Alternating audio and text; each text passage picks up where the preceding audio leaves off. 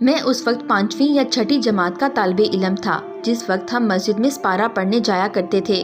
صبح صبح لڑکیاں لڑکے اکٹھے مولوی صاحب سے قرآن پاک کی تعلیم حاصل کرتے۔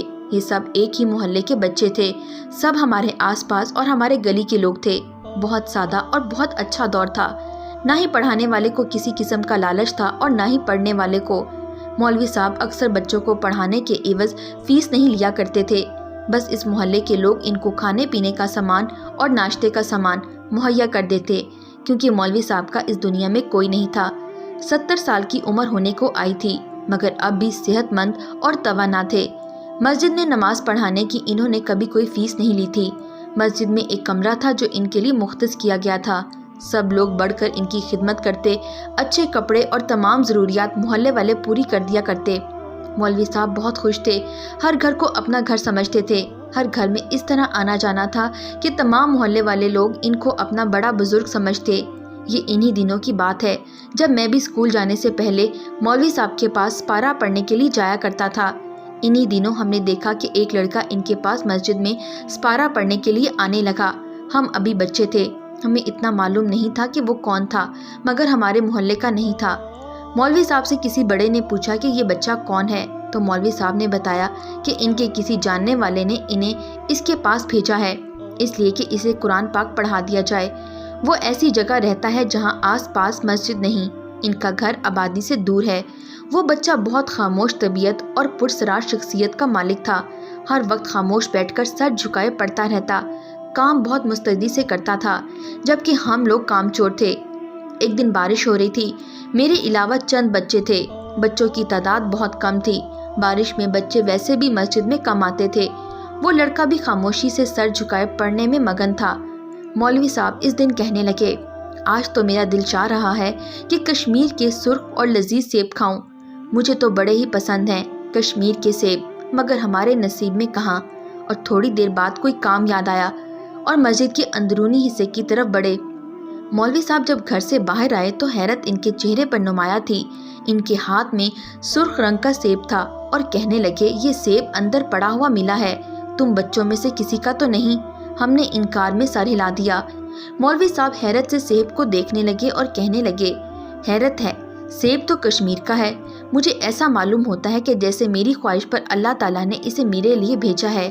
مولوی صاحب مزے سے سیب کھانے لگے اور ہمیں کچھ علم نہیں تھا کہ سیب کہاں سے آیا۔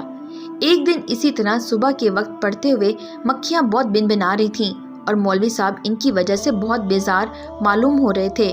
حبس بہت تھی، ہوا چل نہیں رہی تھی۔ مولوی صاحب کہنے لگے، یہ مکھیاں مجھے بہت تنگ کر رہی ہیں۔ مولوی صاحب نے ابھی اتنا ہی کہا تھا کہ ایک تیز ہوا کا جھونکا آیا اور پھر ٹھنڈی ٹھنڈی ہوائیں چلنے لگیں۔ ہوا کے زور سے ایک دم بنبناتی ہوئی مکھیاں دور ہو گئیں۔ مولوی صاحب بہت حیران ہوئے۔ جب سے وہ بچہ ان کے پاس پڑھنے کے لیے آیا تھا، تب سے عجیب و غریب واقعات ہو رہے تھے۔ مسجد کے کونے میں پتھر سے بنی ہوئی ایک بڑی سی ٹینکی تھی اور ٹینکی کے ساتھ ہی ایک کنواں تھا جس پر ایک موٹر لگائی گئی تھی۔ مولوی صاحب نے ایک دن اس بچے کو پانی بھرنے کے لیے ٹینکی کے پاس بھیجا۔ بچہ 5 منٹ میں ہی ٹینکی بھر کر آ گیا تو مولوی صاحب نے پوچھا کہ ٹینکی بھر گئی؟ اس نے کہا، جی مولوی صاحب۔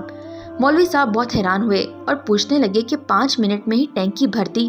لڑکا کہنے لگا، مولوی صاحب آپ خود چل کر دیکھ لیں، میں نے ٹینکی بھرتی ہے، شاید آپ کو پڑھانے میں وقت کا احساس نہیں ہوا۔ اگلے دن مولوی صاحب نے پھر اس کو آزمانے کے لیے بھیجا تو تب بھی وہ جلد ہی ٹینکی بھر کر واپس آ گیا۔ بہانے سے بچے سے کچھ کام لینے لگے۔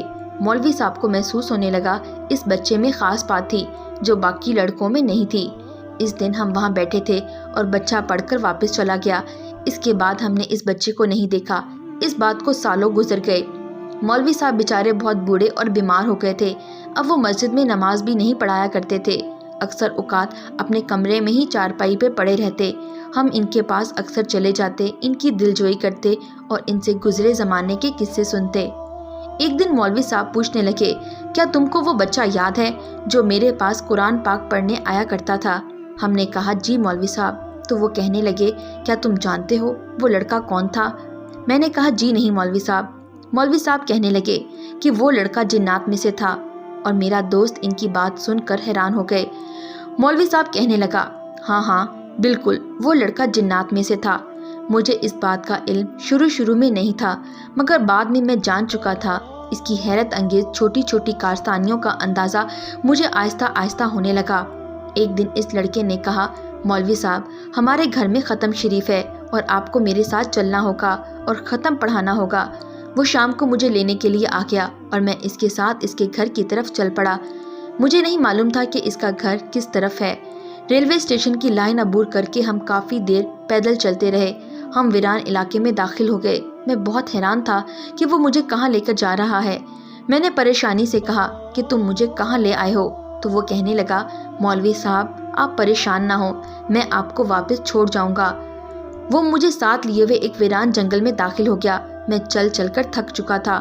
وہ مجھے ایک چھوٹی سی غار کے سامنے لے گیا اور کہنے لگا، مولوی صاحب، یہ میرا گھر ہے۔ میری حیرت کی انتہا نہ رہی۔ وہ انسان ہو کر اس غار میں رہتا تھا۔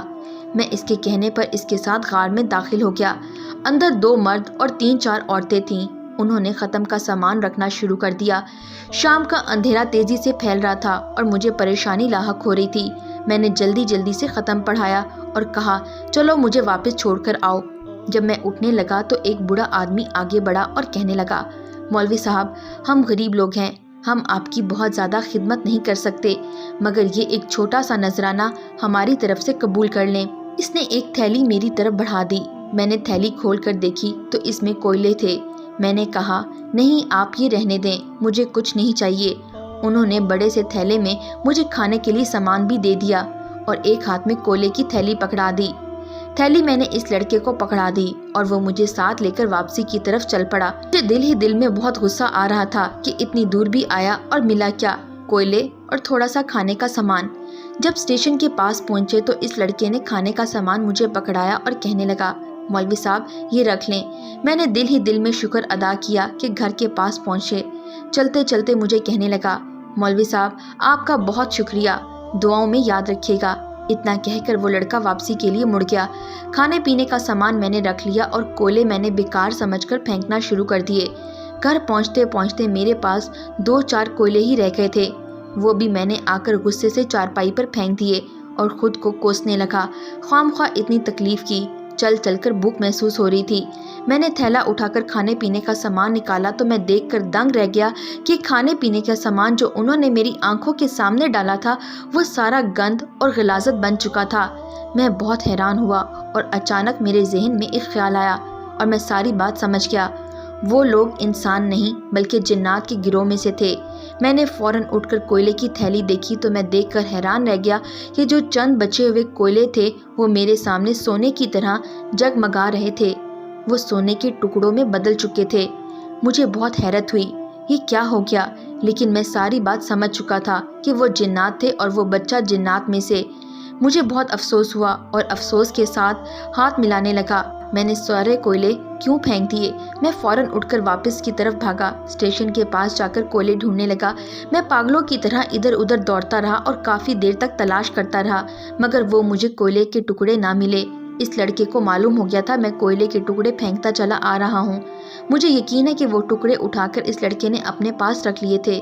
ساری رات میں شرمندگی اور افسوس سے کروٹیں بدلتا رہا۔ مجھ سے یہ کیا ہو گیا؟ میں نے دوبارہ جا کر اس کا گھر دیکھنے کی بھی کوشش کی کہ شاید وہ لوگ مجھے مل جائیں، مگر مجھے اچھی طرح یاد ہے کہ میں جس جگہ اس کے ساتھ گیا تھا وہاں کسی غار کا نام و نشان بھی نہیں تھا۔ ویران جنگل میں ناکام ہو کر واپس آ گیا۔ مولوی صاحب کا یہ قصہ سن کر میں اور میرا دوست حیرت میں گم ہو گئے۔